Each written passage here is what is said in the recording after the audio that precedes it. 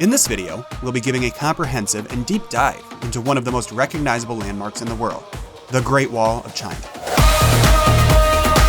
Hello, and welcome to Inside Landmarks, your home to the world's most interesting and recognizable landmarks.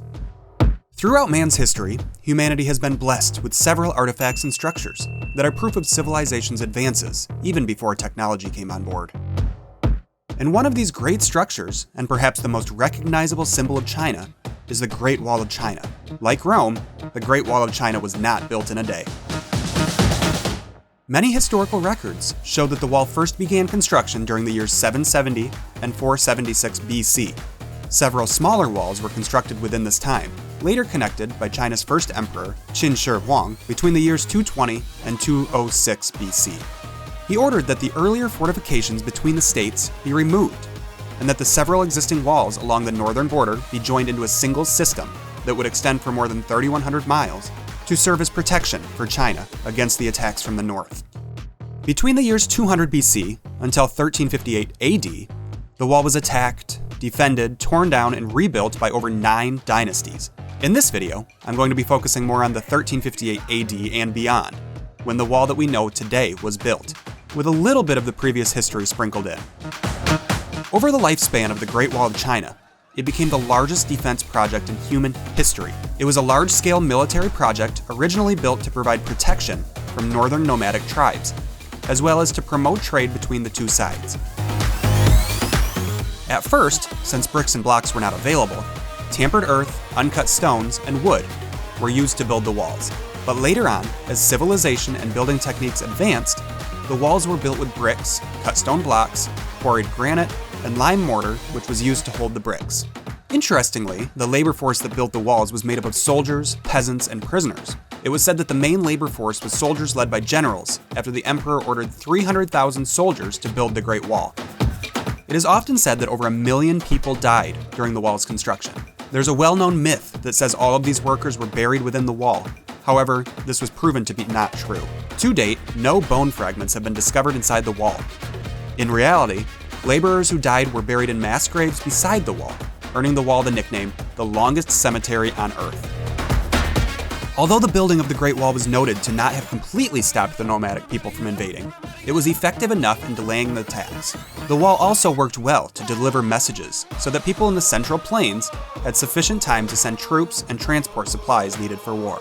However, aside from being built as a self-defense system, the Great Wall also served as protection for traders against invaders as they promoted the import and export trade along the Silk Road.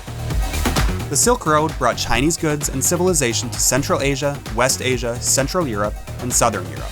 It delivered Western goods and civilization along the Great Wall that promoted cultural, political, and economic communication and cooperation between China and other countries. The Ming Dynasty took power in China from 1368 to 1644, and it was during that time that the Great Wall was mainly constructed. However, the construction began in 1474 after the Ming Kingdom expanded its territory. They had to be on the defensive stance, and so the reformation of the Great Wall was key to this strategy. The Ming Dynasty spent 276 years in power, and they used all that time to build the Great Wall.